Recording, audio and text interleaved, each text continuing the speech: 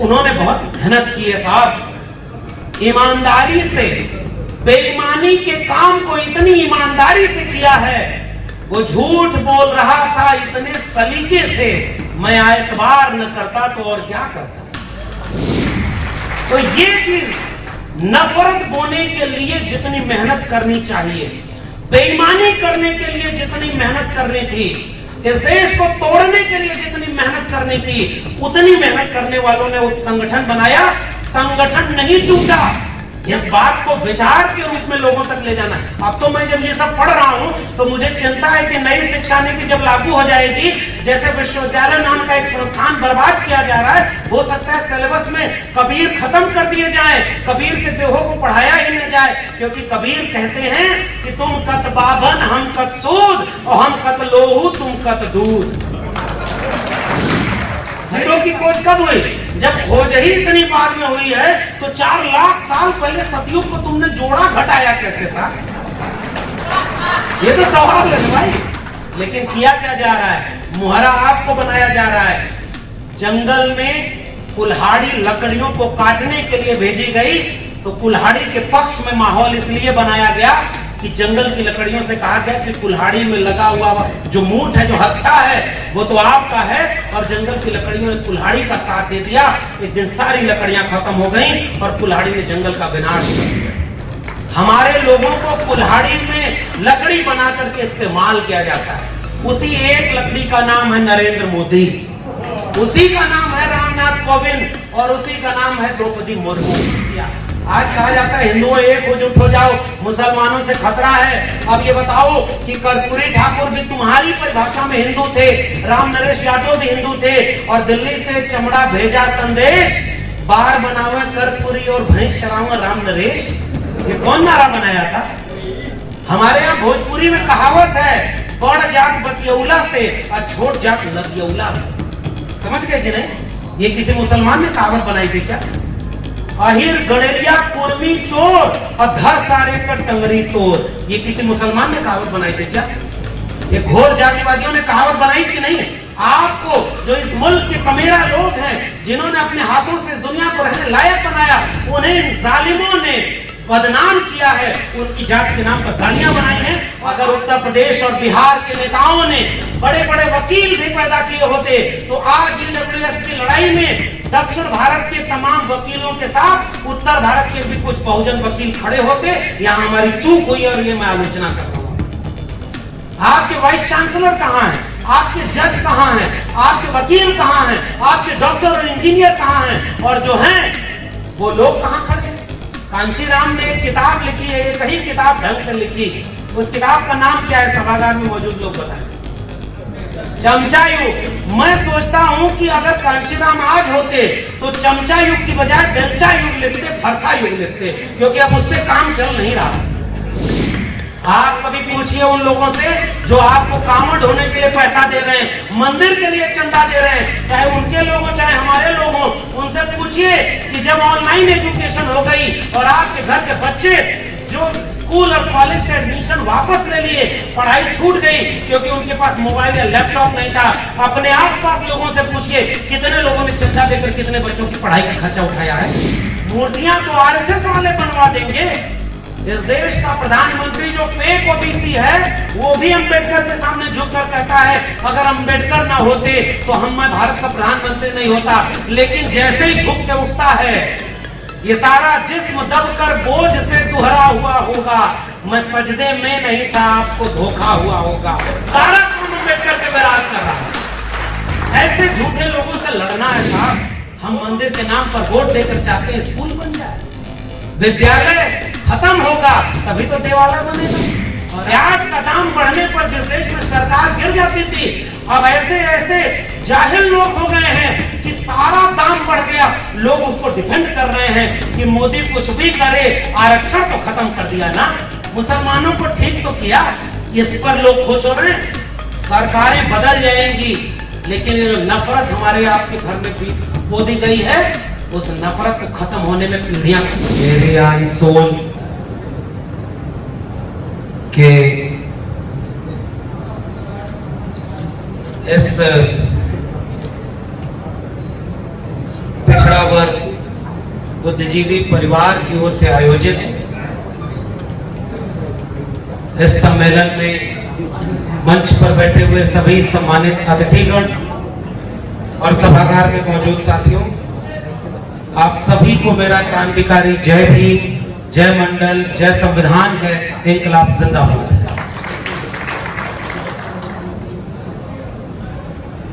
आज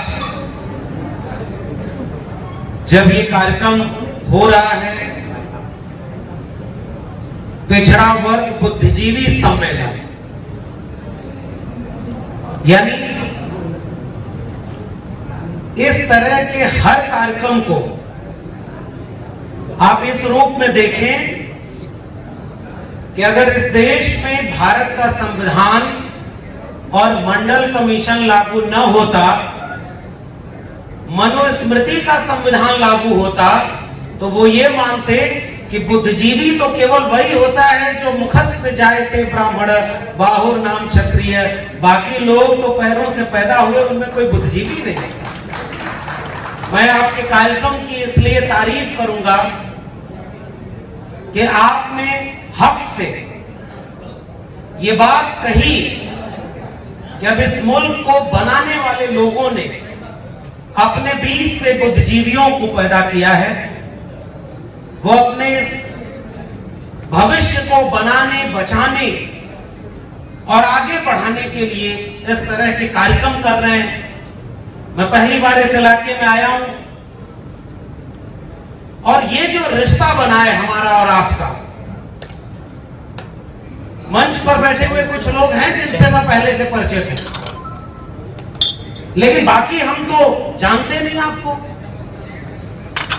लेकिन लोगों ने बुलाया, सम्मान दिया, ये जानते हुए कि इस आज के दौर में कोई मूर्ति स्थापित करके जागरण करवाना बहुत आसान काम है, कोई धार्मिक रैली करवाना उससे भी आसान काम है, लेकिन एक बौद्धिक कार्यक्रम कराना, वो भी इतने बुद्धिजीवियों को एक साथ जुटा करके, ये बहुत मुश्किल काम है।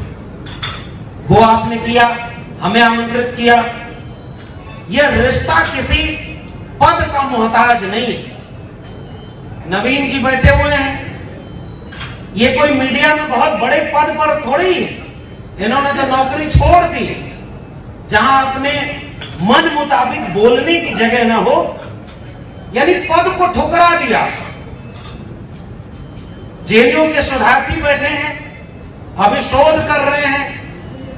हमारी एक पत्रकार बहन बैठी है, बांदा के इलाके से आई हुई हैं। ये सारे वो लोग हैं जिनके पास कोई बहुत बड़ा पद या रुतबा नहीं है। आपने मुझे आमंत्रित किया है, मैं तो दिल्ली विश्वविद्यालय में पिछले 12 साल से ठेके पर प्रोफेसर हूं, परमानेंट भी नहीं हूं, ठेके पर प्रोफेसर। उसके बाद भी, जिसका मतलब कोई भरोसा नहीं है, मुझे अगर आज बाहर निकलना पड़ता है तो पहले अपने कॉलेज को बताना पड़ता है कि मैं दिल्ली से बाहर जा रहा हूं। आपने ऐसे लोगों को आमंत्रित किया, जबकि आप चाहते तो बहुत बड़े बड़े पद वालों को, बहुत बड़े बड़ी डिग्री वालों को आप बुलाते। मुझे लगता है कि आपने बुलाया है तो केवल एक बात देख करके कि हम सब का रिश्ता आपसे केवल इसलिए जुड़ा है कि हमारे जहन में भी वही विचार, वही ख्याल और वही संघर्ष है जो आपके मन में है। ये विचारों और संघर्षों का रिश्ता है और ये सबसे बड़ा रिश्ता मैं इसे मानता हूं। और इसलिए ऐसे वक्त में तमाम मुश्किलों से लड़ते हुए जब आप ये हिम्मत कर लेते हैं कि ऐसा आयोजन कर ले रहे हैं, जब ऐसा आयोजन करने पर लोगों को जेल में डाला जा रहा है, नौकरी छीनी जा रही है, और हमसे बेहतर तो आप लोग जानते ही हैं। ऐसे वक्त में जब मेरी पोस्ट शेयर कर देने पर किसी को नौकरी से निकाल दिया जाए, आप हमें बुला रहे हैं तो आप भी जोखिम उठा रहे हैं, आप सम्मान कर रहे हैं तो हौसला बढ़ा रहे हैं। जब हौसला बढ़ा रहे हैं तो हम थोड़ा और ऐसा बोलेंगे जिसे बोलना जरूरी है, भले उसके लिए जेल में जाना पड़े या बुलडोजर का सामना करना पड़े। क्योंकि जिन लोगों की तस्वीरें आपने मंच पर लगाई हैं, मैं आयोजकों को सैल्यूट इसलिए मैं करता हूं कि अगर इस मंच की तस्वीरों में वो महिलाएं सावित्रीबाई फूले, फातिमा शेख के बाद फूलन देवी की तस्वीर लगाकर ऐसा लगता है कि आपने तो हमारा दिल ही जीत लिया है। और उसके बाद मंच पर इतने पुरुषों के बाद कितने भी भारी भरकम लोग हो, अगर महिलाएं चाहे वो कंचना हो या हमारी बहन जो बांदा से आई है, अगर ये लोग इस मंच पर न बोली होती तो मैं इस कार्यक्रम को फेल कार्यक्रम समझता। लेकिन आपने उसका भी सम्मान रखा है। सैल्यूट करिए अपने घर के ऐसे लोगों को जो आपकी लड़ाई लड़ रहे हैं। और इसलिए हम लोग थोड़ा देर से आए, क्योंकि हम लोगों के पास आने का रास्ता तो वही है जिस रास्ते लोग आते जाते हैं। अगर हमारे पास भी कोई बुलबुल होती तो उस पर बैठकर जल्दी आ गए होते आपके यहाँ। आप लोग समझ गए ना? इस देश में ऐसे ऐसे बाकी वीर रहे जिन्होंने खुद ही अपने नाम के आगे वीर जोड़ा, क्योंकि उन्हें भरोसा था कि वो ऐसी हरकतें कर रहे हैं कि बाद में आने वाले लोग उन्हें वीर तो कभी नहीं कहेंगे, इसलिए अपने ही नाम के आगे वीर जोड़ लिया और बुलबुल पर बैठकर पूरा भारत घूमा करते थे। ऐसे मजाक के दौर में हम आपके सामने खड़े हैं, जब चारों तरफ मजाक बनाया जा रहा है। जिन संस्थाओं, संवैधानिक संस्थाओं और संवैधानिक मूल्यों, राजनीतिक संस्थाओं के पतन की चिंता आपको है, इसकी चिंता अब इस मुल्क में किसी को बची नहीं है। हमने उनको सत्ता सौंप दी जो सत्ता पाने के रास्ते ही वो चुने थे, जो राजनीतिक और संवैधानिक संस्थाओं के दमन के आधार पर तय था। जब वो उस रास्ते चलकर आए तो वो वही काम करेंगे जो वो कर रहे हैं। उन जालिमों, जुल्मियों से कम से कम एक बात तो सीखनी चाहिए हमारे लोगों को। और जो बात नवीन जी ने जिस ट्रैक पर इस बातचीत को रखा है, मैं वहीं से शुरू कर रहा हूं। इस मंच का इस्तेमाल किया जा सकता है बहुत अच्छे से।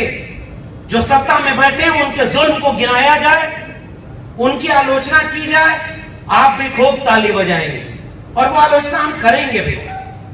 मगर एक आलोचना उनकी भी होनी चाहिए जिनको हमने भी सत्ता सौंपी थी, तो वो क्यों वो काम नहीं कर पाए जो काम वो कर सकते थे और इन लोगों को आने से रोक सकते थे। यह आलोचना अपने लोगों की भी होनी चाहिए और वो आलोचना थोड़ी मुश्किल होती है, उसको बर्दाश्त करना थोड़ा मुश्किल होता है, क्योंकि वो आत्मा आलोचना होती है। और वो आलोचना ये है कि सीखिए कैसे 95-97 साल हो गया एक संगठन जो इस देश को बांटने, तोड़ने और नफरत कराने के लिए बना था। मैं सीधे वो एक पहले जमाने में होता था ना किससे, कि वो जो एक अपराधी है उसकी जान किस तोते में बसी है, हम उस पर वार करें, तब जाकर समझ में आएगा कि चुनौती किसकी है। ये जो लोग प्रधानमंत्री और बड़े बड़े मंत्री बने हैं, ये तो वैसे ही रबर स्टाम्प है। असली तो दुश्मन वो सांस्कृतिक संगठन है जो 95-97 साल से काम कर रहा है, जिसके विचार में है नफरत, हिंसा और दमन। क्योंकि उसे जब जरूरत पड़ी तो उसने इस देश में आजादी की लड़ाई के खिलाफ खड़े होकर के अंग्रेजों का साथ दिया। जब उसे जरूरत पड़ी तो हमारे यहाँ भोजपुरी में एक कहावत है, थोड़ी बहुत भोजपुरी आप लोग समझ जाते हैं ना।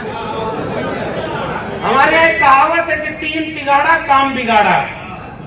3 का काम, 3 की संख्या को बड़ा अशुभ मानते हैं।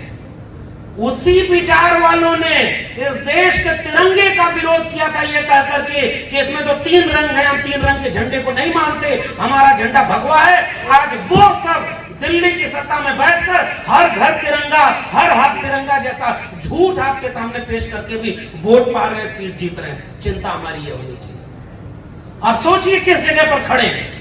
जिनकी खुद की देशभक्ति संदिग्ध थी, आज वो सबसे बड़े देशभक्ति के लंबरदार बने हुए और सबको सर्टिफिकेट बांट रहे। कहीं ना कहीं गलती तो हमसे हुई ना। वो लोग पहले दिन से, उनके एक विचारक ने किताब लिखी 1940 में प्रकाशित भी हो गई, बंच ऑफ थॉट, हिंदी में अनुवाद है उसका विचार नवनीत। उस किताब में पहले दिन से लिखा था कि यह जो राष्ट्र है, पितृभूमि, ओरिजिन लैंड क्या है, जो जहां यहां जन्म लिया उसी का ये है, और धर्म के नाम पर, नस्ल के नाम पर हम इसे हिंदू राष्ट्र बनाएंगे। जो उन्होंने बहुत मेहनत की है साहब, ईमानदारी से, बेईमानी के काम को इतनी ईमानदारी से किया है। वो झूठ बोल रहा था इतने सलीके से, मैं एतबार न करता तो और क्या करता। तो ये चीज, नफरत बोने के लिए जितनी मेहनत करनी चाहिए, बेईमानी करने के लिए जितनी मेहनत करनी थी, इस देश को तोड़ने के लिए जितनी मेहनत करनी थी, उतनी मेहनत करने वालों ने उस संगठन बनाया। संगठन नहीं टूटा। जब जरूरत पड़ी तो एक अटल बिहारी वाजपेयी जैसा सॉफ्ट चेहरा बनाया कि हमारे यहाँ लिबरल लोग भी कहते थे अटल बिहारी तो बड़े अच्छे आदमी हैं, खराब पार्टी में है। भूल गए कि बाबरी मस्जिद विध्वंस के समय किसने वहां पर भाषण दिया था कि नुकीले पत्थर हैं, जमीन तो समतल करनी पड़ेगी। उसे भी कुछ लोगों ने नायक बनाया, लेकिन जरूरत पड़ी तो उसे पीछे करके राम मंदिर के नाम पर, अभी तमाम हमारे पूर्व के वक्ताओं ने कहा, मंडल के विरोध में कमंडल का लहू लुहान रथ लेकर चलने वाले उसको अपना नेता बना दिया। और जब वही जाकर जिन्ना की तारीफ कर दिया तो उस व्यक्ति को अपना अगुआ बना दिया जिसने गुजरात दंगों में खुलेआम इस मुल्क के माइनॉरिटी अकलियत मुसलमानों को सीधे मारने और मरवाने का काम किया था। उसको अपना नायक बनाकर आगे कर दिया। वहां व्यक्ति केंद्र में नहीं है, विचारधारा केंद्र में है। अगर हमारी लड़ाई व्यक्ति से होगी, जब उनको लगेगा कि अब नरेंद्र मोदी से वो चुनाव नहीं जीत सकते, इनको भी मार्गदर्शक मंडल में डाल देंगे। और दूसरा एक उत्तर प्रदेश का मुख्यमंत्री तैयार बैठा है जो उनसे ज्यादा नफरती है, उसको वो आगे कर देंगे। हमारे लोगों से एक बड़ी गलती क्या हुई, हमने विचारधारा को पीछे किया, व्यक्ति को आगे कर दिया। उन्होंने व्यक्ति को पीछे किया, विचारधारा को आगे कर दिया। इसीलिए ओबीसी, अपनी मां को ओबीसी मां का बेटा बताने वाला मुख्यमंत्री, प्रधानमंत्री, दलित को राष्ट्रपति, महिला आदिवासी बनाया राष्ट्रपति। उसके बाद में काम क्या किया, राम मंदिर बनवाना, 370 हटाना, और उसके बाद आ गया ईडब्ल्यूएस। अब मैं उस बात पर आ रहा हूं जो आज का विषय है, संस्थाओं का पतन और संस्थाओं का विनाश। याद करिए वो इतिहास। और मैं तो एक बात के लिए भी खुश हूं कि ओबीसी समाज के लोग जागरूक हो रहे हैं, वरना तो इस देश में केवल एक ताना मारा जाता है कि जिस दिन ओबीसी जाग जाए उस दिन इस देश का कल्याण हो जाएगा। ओबीसी सोया हुआ शेर है, ओबीसी के बीच कोई आंदोलन नहीं हुआ, ओबीसी के बीच कोई सामाजिक सांस्कृतिक बोध नहीं है। अब मुझे लगता है कि ओबीसी समाज के लोग भी, जिन पर आरोप लगता है कि वो केवल कांवड़ ढोते हैं, अब वो लोग बौद्धिक सम्मेलन करके बिरसा, फुले, अम्बेडकर और पेरियार की बात कर रहे हैं, मंडल की बात कर रहे हैं। इसके लिए भी आयोजकों को क्रांतिकारी सलाम है। और तब मैं केवल एक फौरी तौर पर एक भारत का नक्शा आपके सामने रख रहा हूं। आज आजादी के अमृत महोत्सव में एक झूठ इस देश को परोसा जा रहा है कि हम एक बहुत मुकम्मल मुल्क बन गए। इस मुल्क के आईन को बर्बाद किया जा रहा है, राष्ट्रवाद का उफान है। मेरा सवाल है कि राष्ट्र का मतलब क्या होता है? राष्ट्र देश के नागरिकों से बनता है। आप कहते हो ये हिंदू राष्ट्र सनातन धर्म है। आइए मैं आपको एक अतीत के पन्नों पर ले जाता हूं। जब इस मुल्क में सैंधव-घाटी सभ्यता थी, वहां कौन धर्म कौन जाति कुछ पता ही नहीं। ये सब कहते हैं 4 लाख साल पहले सतयुग था, कई लाख साल पहले त्रेता था, उसके कई लाख साल पहले द्वापर था, अब कलयुग चल रहा है। और जब मैंने अपनी क्लास में एक दिन बच्चों को पूछा कि अगर लाख गिन रहे हो तो जीरो की खोज होने के बाद ये होगा, और जीरो की खोज कब हुई थी? जीरो की खोज कब हुई? जब खोज ही इतनी बाद में हुई है तो 4 लाख साल पहले सतयुग को तुमने जोड़ा घटाया कैसे था? ये तो सवाल है भाई। आप कैसे कह रहे हो कि लाखों साल पहले जब पृथ्वी शेषनाग के फन पर ऐसे बैठी थी? कैसे कैसे मूर्ख बनाया गया दुनिया में कहीं भी। अब तो गैलीलियो की खोज हुई तब जाकर पता चला कि अरे भाई, गैलीलियो को बुलाया वहां पर गिलोटिन करने के लिए। वहां पोप पादरी चर्च थे, राजा के सामने कहते हैं कि ये तो बाइबल के खिलाफ जा रहा है, क्योंकि बाइबल कहती है पृथ्वी केंद्रित ब्रह्मांड है। गैलीलियो को पेश किया गया, राजा ने पूछा कि तुम कहते हो कि पृथ्वी केंद्रित नहीं सूर्य केंद्रित ब्रह्मांड है। गैलीलियो ने कहा नहीं साहब, मैं बिल्कुल नहीं कहता। उन्होंने कहा तुम तो शोध कर रहे हो। कहा अरे वो सब ऐसे ही झूठ है, और छोड़ दिया गया। जब बाहर आया तो गैलीलियो से लोगों ने पूछा कि तुमने तो वहां झूठ बोल दिया, क्यों ऐसा किया? तो गैलीलियो ने कहा कि मेरा अभी रिसर्च पूरा नहीं हुआ है, अगर मैं अभी बोल देता तो ये मेरी गर्दन काट देते। जिस दिन मेरा रिसर्च पूरा हो जाएगा, अपने आप धर्म की किताबें गलत हो जाएंगी और विज्ञान जीत जाएगा। आज विज्ञान आपके सामने, और उस वैज्ञानिक तार्किक दृष्टिकोण को हमें जिंदा करना है। मुझे जब आने वाली चुनौतियों से लड़ने का कोई रास्ता नजर आता है तो पाखंडवाद, अंधविश्वास और कर्मकांड के खिलाफ शिक्षा, और शिक्षा से वो चेतना वाली शिक्षा जो आपको तार्किक और वैज्ञानिक बनाए, उसका इतिहास नजर आता है। और वो इतिहास सैंधव घाटी सभ्यता में। अब एक बात सोचिए जरा, सैंधव घाटी सभ्यता, हमारे राजेंद्र प्रसाद जी बैठे हुए, अब उनके सामने ये सब बात कह रहे, कहने की धृष्टता कर रहा हूं, जबकि वो जब शोध करते हैं और जब ये बताते हैं कि ये बुद्धिस्ट इमारतें, बुद्धिस्ट विचार, बुद्धिस्ट लिपि इस देश में कहां है, तो बड़े बड़े ज्ञानियों को भी पसीने छूट जाते होंगे। ऐसे बड़े सम्मानित लोग इस मंच पर बैठे होंगे, और मैं उनसे छूट लेकर के कह रहा हूं, एक तार्किक वैज्ञानिक समाज था उस समय। समकोण पर काटती हुई सड़कें, ढकी हुई नालियां, मुद्राओं का व्यापार और एक विकसित नगरीय सभ्यता, और उसके बाद वैदिक काल आ गया तो ग्रामीण सभ्यता। कोई समाज पीछे कैसे जाता है भाई? उसे तो आगे जाना चाहिए ना। इसका मतलब इतिहास गलत लिखा गया, इतिहास गलत लिखा गया। और उस इतिहास में अब और नजदीक आकर के जब पढ़िए तो बुद्ध, महावीर और उनके साथ मक्खलपुत्र घोषाल, और उन्होंने जो आजीवक धर्म अपनाया, आजीवक विचार अपनाया, वो पहला विचार ऐसा जो इस देश के कमेरा लोगों का विचार था, मेहनतकश लोगों का विचार था, नास्तिकवादी दर्शन था। वह ईश्वर और पाखंड को नहीं मानता था। और उसके बाद तो बुद्धिस्ट विचार तो सामने आया है, उसने ईश्वर को नकारा और उसने पूरी समग्र मानवता को एक करने की बात की। वह परंपरा जब आगे बढ़ी तो कौन बुद्ध के खिलाफ काम किया?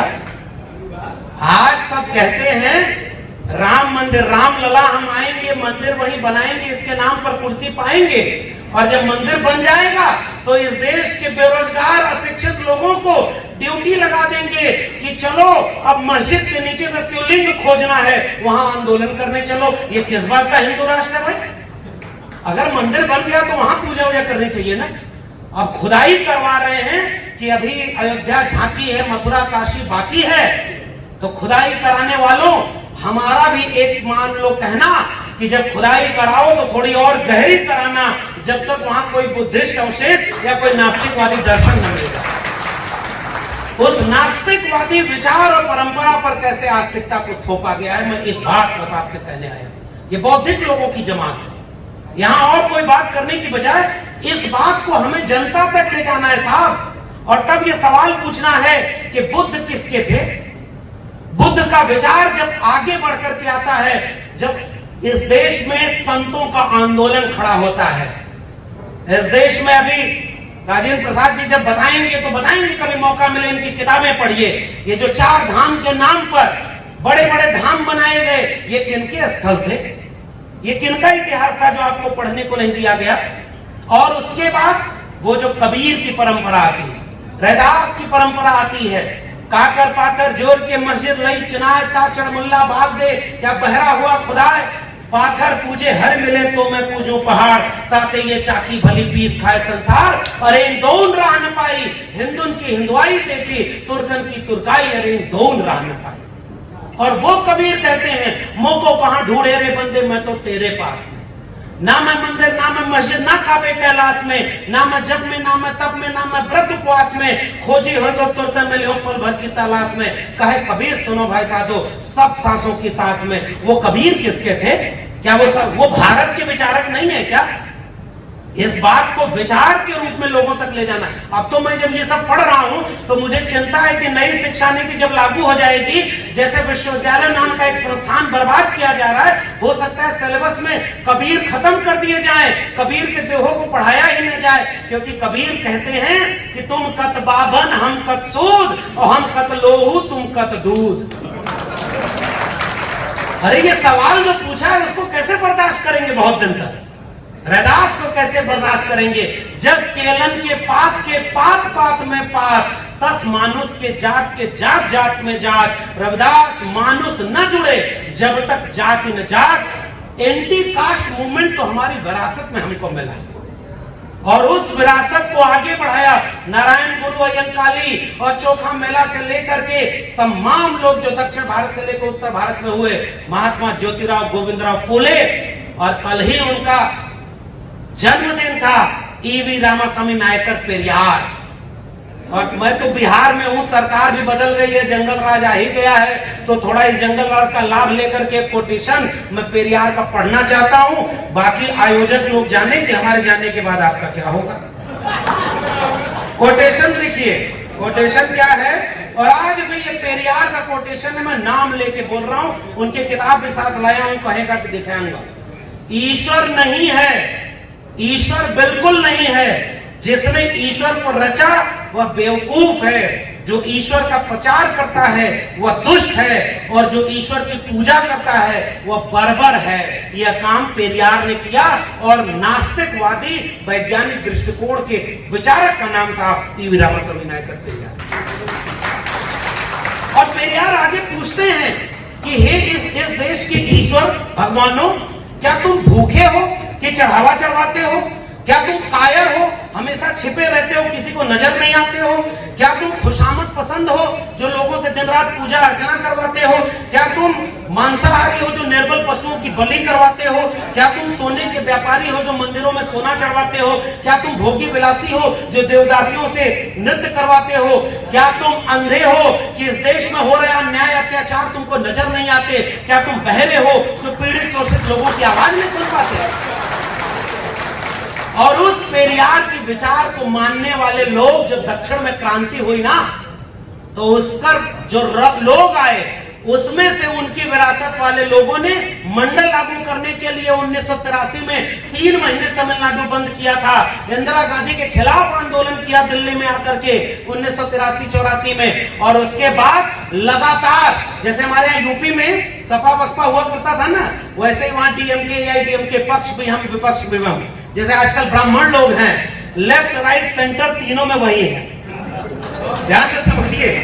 और हमारे लोगों को कहा जाता है कि नहीं, हमारे लोग भी हैं, ऐसा नहीं है। नवीन जी जो बात कह रहे थे, इस समय सामाजिक न्याय अगर कोई कर रहा है तो बीजेपी से अच्छा तो कोई कर ही नहीं रहा भाई। लेकिन किया क्या जा रहा है? मुहरा आपको बनाया जा रहा है। जंगल में कुल्हाड़ी लकड़ियों को काटने के लिए भेजी गई, तो कुल्हाड़ी के पक्ष में माहौल इसलिए बनाया गया कि जंगल की लकड़ियों से कहा गया कि कुल्हाड़ी में लगा हुआ जो मूठ है, जो हत्था है, वो तो आपका है। और जंगल की लकड़ियों ने कुल्हाड़ी का साथ दे दिया। एक दिन सारी लकड़ियां खत्म हो गईं और कुल्हाड़ी ने जंगल का विनाश कर दिया। हमारे लोगों को कुल्हाड़ी में लकड़ी बना करके इस्तेमाल किया जाता है। उसी एक लकड़ी का नाम है नरेंद्र मोदी, उसी का नाम है रामनाथ कोविंद, और उसी का नाम है द्रौपदी मुर्मू। ये बात कहनी इसलिए जरूरी है क्योंकि ये वैचारिक लोग थोड़े हैं, और इसलिए वैचारिक लोगों में जो विरासत मिली तमिलनाडु में, डॉक्टर BR अम्बेडकर ने जो किताब लिखी है एनिहिलेशन ऑफ कास्ट, उसके आखिर में उन्होंने कहा कि जाति खत्म करने के कई रास्ते हैं। रोटी बेटी का संबंध, पिछड़ा वर्ग सम्मेलन हो रहा है, लेकिन क्या मजाल कि यादव जी लोगों की शादी मौर्य जी लोगों क्या हो जाए, है क्या? हम लोग, हमारे यहाँ तो, मैं उत्तर प्रदेश से आता हूँ, वहां यादवों में भी ग्वाल और ढढोर, कृष्णौट और मजनौट तो आपके यहाँ भी है। आपके यहाँ कितना बांटा गया, और वो सब अपने क्या होता है, सारा एक दूसरे से शादी ब्याह कर करके एक दूसरे को आगे बढ़ाता है। कल्चरल हेजेमनी समझिए। दलित पिछड़े घरों में अगर कोई लड़का या लड़की पढ़ने में आगे बढ़े तो 4 ब्राह्मण आकर के घर में बैठेगा और कहेगा अरे साहब आजकल पढ़ाई लिखाई से क्या हो रहा है, पढ़ लिख के कौन कलेक्टर बन रहा है, बच्चे को बिजनेस में लगाओ, वो बड़ा आगे जाएगा। और अपना बच्चा नालायक हो जाए तो भी उसे DU JNU में एडमिशन करा करके आगे बढ़ाता है। ये है कल्चरल हेजेमनी, हमारे लोगों को डिमोरलाइज करता है और अपने लोगों को आगे बढ़ाता है।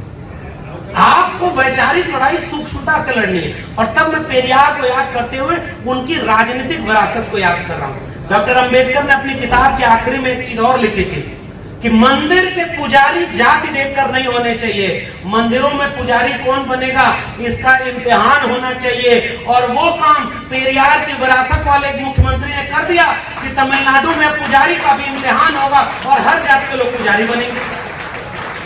हालांकि देखिए वैचारिक रूप से मैं इसके साथ हूं नहीं, ये मंदिर की लड़ाई से दूर रहना चाहिए, लेकिन जब तक दूर नहीं हो कब्जा करो इस मंदिर के संसाधनों पर और ऐसी सरकार को चुनिए जो कहे कि जब हमारी सरकार बनेगी तो हम अंबानी और अडानी की पूंजी को भी राष्ट्रीयकृत करेंगे और इस देश के सारे मंदिरों का पैसा भी राष्ट्रीय संपत्ति घोषित करेंगे, तब जाकर के इस देश में कोई बात नहीं।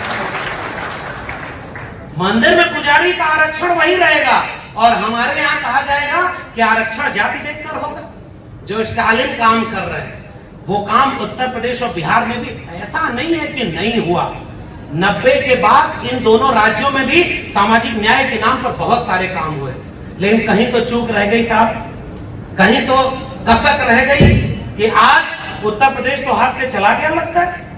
वहां तो कौन व्यक्ति है वो अपना प्रचार भी बुलडोजर पर बैठकर कर रहा है। ऐसा मुख्यमंत्री आपने देखा क्या कि जो कहता है कि मैं योगी हूं, और योगी होने का मतलब होता है कि वो अपनी जाति धर्म इन सब से ऊपर उठ जाता है, लेकिन वो मीडिया के सामने कहता है कि योगी मैं उस क्षत्रिय जाति में आता हूं जिस क्षत्रिय जाति में भगवान राम भी पैदा हुए थे। ऐसा योगी कोई योगी हो सकता है? अब मैं एक कोटेशन पढ़ रहा हूं उन्हीं कबीर का, और इसका किसी राज्य के मुख्यमंत्री से कोई रिश्ता नहीं। आसन मार मंदिर में बैठे, ब्रह्म छोड़ पूजन लागे पथरा, कनवा फड़ाए जटवा बढ़ैलो, दाढ़ी बढ़ाए जोगी होई गए न बकरा, और मथवा बुढ़ाए जोगी कपड़ों रंगैले, और गीता बांच के जोगी होई गए न लबरा, और मन ना रंगाए रंगाए जोगी कपड़ा। ऐसे झूठे मकारों लोगों का नाम है यहाँ पे। और इसलिए जो हमारी लड़ाई है साहब, मैं सहमत होते हुए नवीन जी की इस बात से कह रहा हूं, एक साथ कई मोर्चों पर आपको लड़ना है। आपको केवल राजनीतिक लड़ाई लड़ेंगे तो नहीं हासिल होगा, पूरी लड़ाई उस 95 साल के सांस्कृतिक संगठन RSS से लड़नी है। असली लड़ाई उसकी है। क्यों? एक और उदाहरण दे रहा हूं। EWS आरक्षण हो गया, आपका विषय है कि संस्थाओं का कैसे पतन हो रहा है। संस्थाओं का पतन उसी दिन हो गया था जिस दिन न्यायालय में बैठकर chief justice of India Ram मंदिर के पक्ष में आज फैसला सुनाता है और अगले दिन जाकर के राज्यसभा की शपथ लेता है। उस दिन कौन सा भरोसा बच गया कि आप निष्पक्ष न्याय देंगे?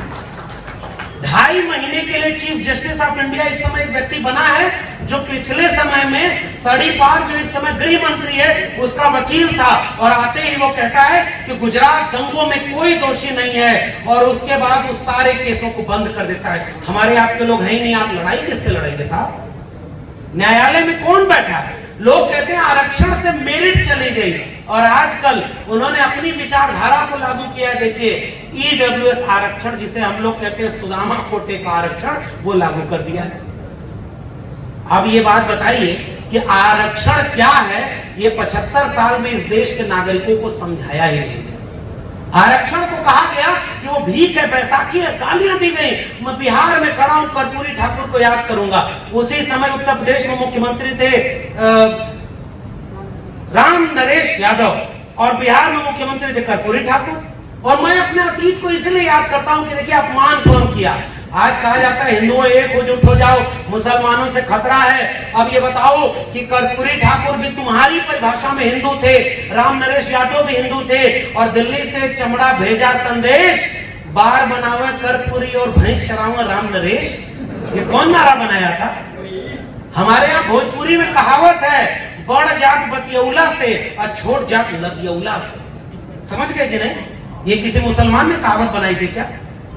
अहिर गड़ेलिया कुर्मी चोर और धर सारे का टंगरी तोर, ये किसी मुसलमान ने कहावत बनाई थी क्या? ये घोर जातिवादियों ने कहावत बनाई कि नहीं? आपको जो इस मुल्क के कमेरा लोग हैं, जिन्होंने अपने हाथों से इस दुनिया को रहने लायक बनाया, उन्हें इन जालिमों ने बदनाम किया है, उनकी जात के नाम पर गालियां बनाई हैं। और आज जब हम अपने हक हुकूक की बात करते हैं तो वो कहते हैं कि आरक्षण बैसाखी है, आरक्षण मेरिट का नुकसान कर रहा है, और कहते थे कि ये मेरिट से खत्म हो जाएगा। और मैंने जब उसमें आरटीआई लगाई, और अब तो पब्लिक डोमेन में है कि ईडब्ल्यूएस में -19 नंबर पा करके राजस्थान में कोई प्रोफेसर बन गया, और 3 नंबर पा के उत्तर प्रदेश में कोई सिंचाई कर्मी भर्ती हो गया। ईडब्ल्यूएस वाले जब 3 नंबर पा रहे हैं एससी एसटी ओबीसी से कम, तो ये बताओ झूठों कि मेरिट किसमें ज्यादा थी, तुम में या हम में? ये झूठ बोला है कि ईडब्ल्यूएस वाले मेरिट से आते हैं। और जब से ईडब्ल्यूएस लागू हुआ है तब से वो लोग आरक्षण को भीख और बैसाखी कहना बंद कर दिया। बंद किया ही नहीं। अब एक बहस हो रही है इस समय देश में, और उस बहस में कौन लोग लड़ रहे हैं। अगर उत्तर प्रदेश और बिहार के नेताओं ने बड़े बड़े वकील भी पैदा किए होते तो आज ईडब्ल्यूएस की लड़ाई में दक्षिण भारत के तमाम वकीलों के साथ उत्तर भारत के भी कुछ बहुजन वकील खड़े होते। यहां हमारी चूक हुई और ये मैं आलोचना कर रहा हूं। आपके वाइस चांसलर कहां हैं? आपके जज कहां हैं? आपके वकील कहां हैं? आपके डॉक्टर और इंजीनियर कहां हैं? और जो हैं वो लोग कहां खड़े हैं? कांशीराम ने एक किताब लिखी है, एक ही किताब ढंग से लिखी। उस किताब का नाम क्या है? सभागार में मौजूद लोग बताएं। चमचा युग। मैं सोचता हूं कि अगर कांशीराम आज होते तो चमचा युग की बजाय बेलचा युग लिखते, फरसा युग लिखते, क्योंकि अब उससे काम चल नहीं रहा। हमारे लोग जिनको सत्ता मिली, बहुत थोड़े से लोग ईमानदार रहे, संस्थाओं को मजबूत कम किया। और करते भी कैसे? उनके डीएमएसपी नहीं थे, उनके वकील जज नहीं थे। हमारे लोगों ने संस्थाओं को मजबूत करने का काम नहीं किया। और उत्तर भारत की आलोचना एक अर्थ में और कर रहा हूं। हमारे उत्तर भारत में सामाजिक और सांस्कृतिक आंदोलन, उसको थोड़ा कमजोर भी रखा गया। हमारे यहाँ लगा कि केवल राजनीति है, सब कुछ है। अब हमारे यहाँ एक विधायक जी हैं, अच्छा चले गए लगा, विधायक जी हैं, ये लोग बता रहे हैं कि इनका सभागार है, ये कार्यक्रम करवाने के लिए इतनी मदद कर रहे हैं। ऐसे विधायक बहुत कम हैं। बिहार में है तो थोड़ा मदद हो जा रही है, उत्तर प्रदेश में होते तो कुछ भी नहीं कर पाते। आज मदद करते कार्यक्रम की और शाम तक इनके घर पे बुलडोजर चला देते सब। ये भी हो रहा है ना। लेकिन इससे लड़ने का तर्क क्या है, आगे बढ़ने का क्या है? हबीब जालिब पाकिस्तान के शायर, उन्होंने एक शेर लिखा, उसूल बेच के मसनद खरीदने वालों, ध्यान से समझिएगा, उसूल बेच के मसनद खरीदने वालों, निगाहे अहले वफा में बहुत हकीर हो तुम, वतन का पास तुम्हें था न हो सकेगा कभी, तुम हिरस के बंदे हो, बेजमीर हो तुम। ऐसे बेजमीर लोग जो आज सत्ता में बैठे हैं, उनके खिलाफ हमारी लड़ाई। 90% लोग इस लड़ाई को क्या है, समाजवाद की धरती है, यहां नारा लगा था 100 से कम न 1000 से ज्यादा, समाजवाद का यही तकाजा है। 2 बातें हैं मोटी मोटी, हमें चाहिए इज्जत रोटी। इस इतिहास को लोगों को बताना जरूरी है, वो इज्जत और रोटी। और तब पेरियार को याद करता हूं कि उन्होंने सेल्फ डिग्निटी मूवमेंट चलाया। 75 साल बाद आज जब आपके बीच के बच्चे को मटका छूने पर मार दिया जाए तो बताइए आपकी डिग्निटी कहां है? आज भी घोड़ी चढ़ने से मना करते, आज भी घोड़ी चढ़ने से मना करते, डिग्निटी का है। फिर मुझे बिहार एक नए अर्थ में याद आता है। इस बिहार में बड़ा जुल्म और ज्यादती थी। बिहार वाले लोग ज्यादा अच्छे से बताएंगे। इस बिहार में जाति के नाम पर सेनाएं बनी थी। और इस देश में लक्ष्मणपुर बाथे शंकर विवाह में कोई दोषी जेल में नहीं है। लेकिन मेरे विश्वविद्यालय के प्रोफेसर हनी बाबू, जिन्होंने रोस्टर की लड़ाई लड़ी, आरक्षण की लड़ाई लड़ी, आज वो 2 साल से ज्यादा हो गया जेल में हैं। प्रोफेसर आनंद तेंदुलकर जेल में हैं, हमारे और आपके हिस्से की लड़ाई लड़ रहे थे। और जिन्होंने दर्जनों लोगों को मारा, नरसंहार किया, वो सारे के सारे बरी हो गए। ये किस बात का राष्ट्र एक है भाई? ये सवाल मैं पूछ रहा हूं। लेकिन बिहार वालों ने इलाज थोड़ा ठीक से किया। बड़ा दिन हो गया कि बिहार से कोई खबर आई हो कि किसी को घोड़ी चढ़ने से मारा गया हो, है ना? ये बिहार में तो ये नहीं सुनने में आ रहा। उत्तर प्रदेश में भी थोड़ा कम है, वो पश्चिमी उत्तर प्रदेश में है अभी भी।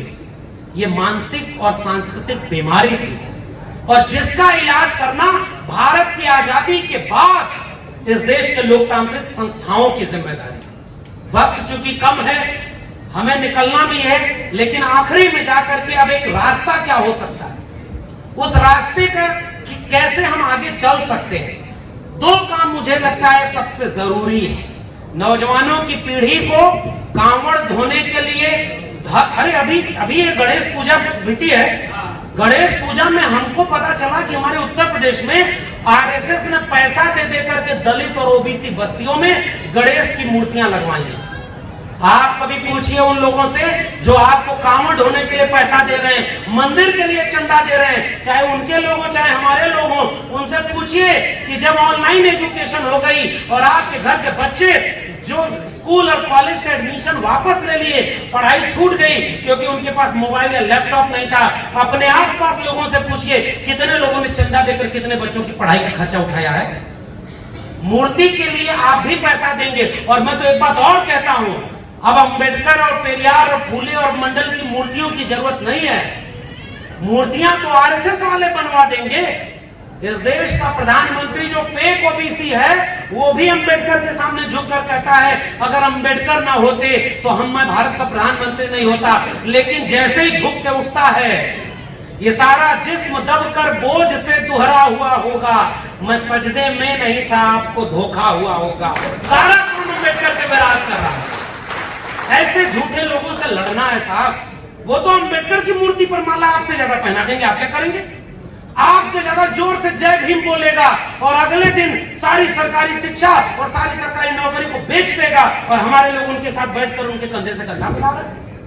ये सही है कि नहीं? मैं विश्वविद्यालय में पढ़ाता हूं और मैंने क्यों कहा कि मैं ठेके पर प्रोफेसर हूं? इसलिए नहीं कि आप पैरवी कर देंगे परमानेंट हो जाऊंगा। अरे आप लोग इतना हौसला देकर के ऐसी ऐसी बात बुलवा देते हैं कि अब परमानेंट होना तो बड़ा मुश्किल लग रहा है, नौकरी चली जाएगी, वो हाल हमारा है। इसलिए लेकिन चिंता क्यों है साहब? 300 रुपए फीस थी इलाहाबाद यूनिवर्सिटी में जब हमने पढ़ाई की, नवीन जी। आज वो जेएनयू के हमारे साथी बैठे हुए, पूछिए कितने रुपए फीस थी और किन पृष्ठभूमियों से निकलकर जेएनयू तक पहुंचे। 90 के बाद तो इस मुल्क के सार्वजनिक शिक्षा में, डीयू जेएनयू में पहली बार इस मुल्क के कमेरा लोग जब यूनिवर्सिटी तक पहुंचे, बड़ा बदनाम किया साहब। आरक्षण वाले आए हैं, आरक्षण लागू नहीं होने दिया। अभी उन्होंने, कंचना ने बहुत अच्छा वो कोटेशन पढ़ा बीपी सिंह का, और हमसे कहते हैं जातिवादी है सब। अरे हम जाति वालों की बात नहीं करते। हमारा अगर कोई यादव भी जाकर के आरएसएस में बैठकर इसे हिंदू राष्ट्र बनाएगा तो हम उसके साथ नहीं खड़े हैं, हम बीपी सिंह और अर्जुन सिंह के साथ खड़े हैं जिन्होंने मंडल लागू किया था। और पूछिए ये नौजवान जब बीपी सिंह और अर्जुन सिंह को याद करते हैं तो ये कौन सा जातिवाद है? इसलिए जंगल की लकड़ियों, कुल्हाड़ी का साथ देने से सब कुछ विनाश हो जाएगा। और हमारे सामने अब कुछ मोहरे ऐसे बनाए जा रहे हैं। पसमानदा समाज के लोग बैठे हैं। उत्तर प्रदेश में सबसे जुल्म और ज्यादती का सबसे इंतहा है जिस राज्य में, वो उत्तर प्रदेश है। और वहां भी टिकट किसी मुसलमान को नहीं देंगे, लेकिन पसमानदा का एक मंत्री बना दिया है। पसमानदा की मंत्री का काम ही यह है, जाओ पसमानदा लोगों को कहो कि अब भाजपा ही सामाजिक न्याय करेगी। हर जात के लोगों को यह किया जा रहा है। हमारे लोग विधायक जी बैठे हुए हैं, मैं इनके माध्यम से एक और गुजारिश करूंगा। चुनौती बहुत कठिन है और इनको क्या अपील करना, नेता को जिस दिन पता चल जाए कि मेरा समाज शिक्षा और रोजगार पर वोट देने को तैयार है, नेता कभी मंदिर मस्जिद के नाम पर वोट नहीं मांगेगा, या जो मांगेगा वो बाहर निकलेगा, शिक्षा रोजगार वाला ही जीतेगा। हमारी भी तो कुछ गलती है, हम मंदिर के नाम पर वोट देकर चाहते हैं स्कूल बन जाए, विद्यालय खत्म होगा तभी तो देवालय बनेगा। और अब तो विश्वविद्यालय में पढ़ने और पढ़ाने का मतलब यह है, 300 रुपए फीस थी, हम लोग पढ़ लिए, 3000 भी होती ना तो आजमगढ़ छोड़कर कहीं जा नहीं पाते, पढ़ नहीं पाते। और संस्थाओं में सबसे ज्यादा बर्बादी, मीडिया वाली बात नवीन ने बोल दी है और विश्वविद्यालय वाली बात मैं बोल के बस विराम लूंगा अपनी बात में कि इस देश के सार्वजनिक शिक्षा अगर थी तो कंचना जैसे और परविंदर जैसे लोग आ गए आपके सामने, जो बीपी मंडल को पढ़ते ही नहीं उन पर शोध भी कर रहे हैं। ऐसी हिम्मत और ऐसा जो रास्ता बना रहे थे, इससे उनकी हेजमनी खत्म हो रही थी। इसलिए न रहेगा बांस, न बजेगी बांसुरी, न रहेगा डीयू जेएनयू और न वहां पर बिरसा, फूले, अंबेडकर, पेरियार का नारा लगने लगेगा। इसलिए संस्थाओं को बर्बाद किया गया। सब कहते हैं मंदिर बनाओ, मंदिर की जरूरत है, और इस देश में मंदिर, मस्जिद और देवालय की लड़ाई स्कूल, कॉलेज और विश्वविद्यालय के मूल्यों पर चलाई जा रही है। और इसलिए मैं आखिरी गुजारिश, नई शिक्षा नीति लागू हो गई, आप सब जानते हैं। जब इलाहाबाद यूनिवर्सिटी की फीस 400 गुना बढ़ाई गई और कुलपति से पूछा गया कि आपने क्यों बढ़ाया, तो कुलपति ने क्या जवाब दिया पता है? कि यूजीसी से एक लेटर आया है कि जितना पैसा आप जनरेट करेंगे उसका 3 गुना पैसा ही यूजीसी देगी। अगर हम फीस नहीं बढ़ाएंगे तो हमको लोन नहीं मिलेगा, और लोन नहीं मिलेगा तो विश्वविद्यालय में सैलरी नहीं दे पाएंगे, सब कुछ खत्म हो जाएगा। इस देश में अब विश्वविद्यालय पढ़ाने के लिए किसी छात्रों को फीस देने का पैसा सरकार के पास नहीं है, शिक्षकों को सैलरी देने का पैसा सरकार के पास नहीं है। सारी, अभी ये डालमिया नगर यही आपके डेरी आनसोल के पास है ना, बड़ा औद्योगिक नगर है ना, वो सारे सरकारी औद्योगिक क्षेत्र जो है वो निजी हाथों में बेचे जा रहे हैं, क्योंकि सब घाटे में है, विश्वविद्यालय घाटे में है, सरकारी फैक्ट्री घाटे में है। और घाटे की चीज खरीद कौन रहा है? अंबानी, अडानी। जो आपके सर का बाल भी बेच ले मुनाफे में, वो घाटे की कोई कंपनी कभी खरीदेगा क्या? सारे देश को निजी हाथों में बेचा जा रहा है। और इसलिए कि अपने दोस्त, अपने यार को 12 करोड़ नौकरियां केवल कोरोना में चली गई, डीयू जेएनयू नई शिक्षा नीति में बर्बाद कर दिया गया है, और सारे देश में गरीबी रेखा सबसे ऊपर जा रही है। 25 से 35 करोड़ गरीब होते थे, अब 80 करोड़ गरीब हैं इस देश में, और प्रधानमंत्री का दोस्त दुनिया का दूसरा अमीर व्यक्ति बन गया है। ये गैप जो पैदा हुआ है, ये हमारी सबसे बड़ी चुनौती है। और इसलिए वो बेच रहे हैं भारत को मैं चैन से कैसे सो जाऊं, सौगंध मुझे इस मिट्टी की, मैं देश नहीं बिखरे दूंगा। प्याज का दाम बढ़ने पर जिस देश में सरकार गिर जाती थी, अब ऐसे ऐसे जाहिल लोग हो गए हैं कि सारा दाम बढ़ गया, लोग उसको डिफेंड कर रहे हैं कि मोदी कुछ भी करे, आरक्षण तो खत्म कर दिया ना, मुसलमानों को ठीक तो किया, इस पर लोग खुश हो रहे हैं। सरकारें बदल जाएंगी, लेकिन ये जो नफरत हमारे आपके घर में भी बो दी गई है, उस नफरत को खत्म होने में पीढ़ियां खत्म हो जाएंगी। ये सबसे बड़ी चिंता मेरी है। और माफ करिए, अगर आपके घर के, मोहल्ले के, आपकी बस्ती के किसी मुसलमान के सामने अगर आप खड़े नहीं हुए उसे बचाने, तो आपको बचाने कोई खड़ा नहीं होगा। दलित के सामने पिछड़ा नहीं खड़ा हुआ, अति पिछड़ा के साथ दलित नहीं खड़ा हुआ, आदिवासी के साथ हम सब मिलकर नहीं खड़े हुए, महिलाओं के साथ सब मिलकर नहीं खड़े हुए, तो माफ करिए हमारी कोई एका है नहीं, सब मारे जाएंगे बारी बारी। और जो नारा था, जो लड़ाई थी, वो लड़ाई तो कहीं दूर चली जाएगी। संस्थाओं की बर्बादी ने, आप कल्पना करिए सरकार बदल जाएगी तो क्या एक दिन में सारी संस्थाएं वापस हो जाएंगी? ईडब्ल्यूएस आरक्षण कोई वापस कर पाएगा? बिहार और तमिलनाडु 2 राज्य ऐसे थे जिन्होंने ईडब्ल्यूएस आरक्षण का विरोध किया, उसकी 2 पार्टियों ने विरोध किया, बाकी और कौन कहां खड़ा था भाई? हमारे यहाँ तो उत्तर प्रदेश में आजकल राजनीति कहां चली गई है। एक जमाने में नारा था कि चढ़ गुंडन की छाती पे मुहर लगेगा हाथी पे, हाथी चलता, और उसके बाद क्या क्या नारा था? ठाकुर बाभन बनिया छोड़, बाकी सब है DS4। और वो नारा कहां चला गया? हाथी चलता जाएगा, ब्राह्मण शंख बजाएगा। हाथी नहीं गणेश है, ब्रह्मा विष्णु महेश है। ये विचारधारा से जो समझौता हुआ है ना, ये हमारे विनाश का कारण है।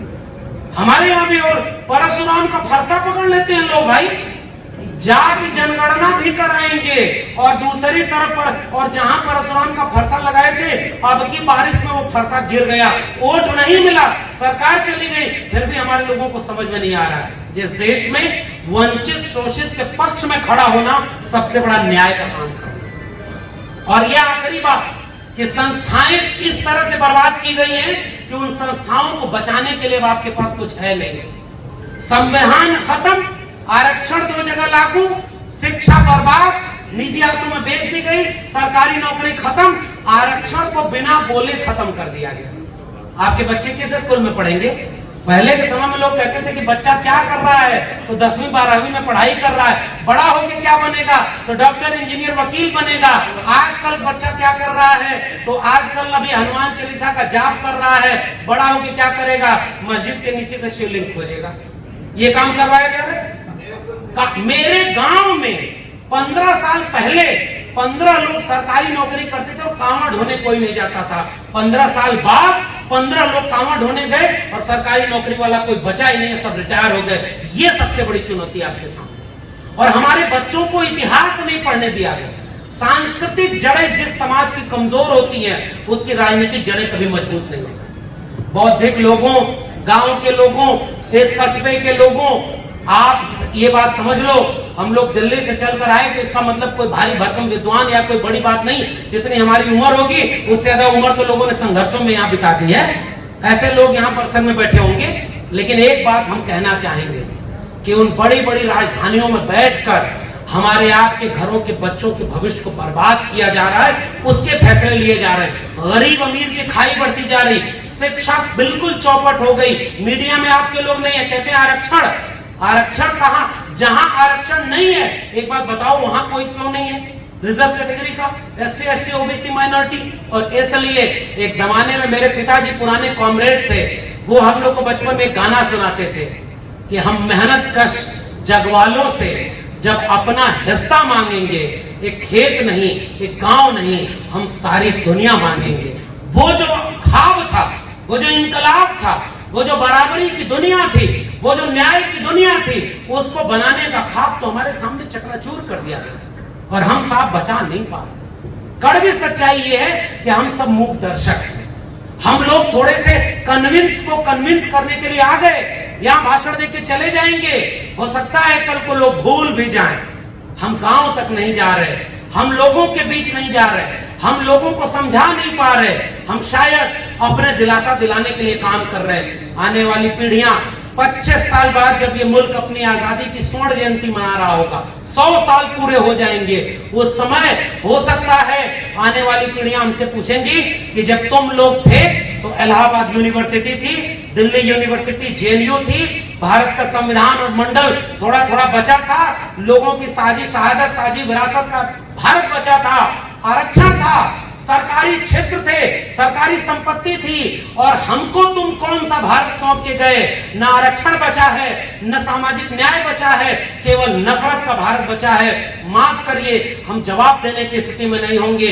मैं केवल सबको झोंक कर इसलिए बोलना चाहता हूं कि 25 साल 50 साल बाद आने वाली पीढ़ियों से ये कह सकूं, आंख में आंख डाल करके, कि जब सब कुछ बर्बाद किया जा रहा था तब भी हम भारत का संविधान और मंडल की लड़ाई लड़ रहे थे। आपने मुझे मौका दिया, बहुत बहुत धन्यवाद। जय भीम, जय मंडल, संविधान जिंदाबाद, उल गुलाम जिंदाबाद, इंकलाब जिंदाबाद।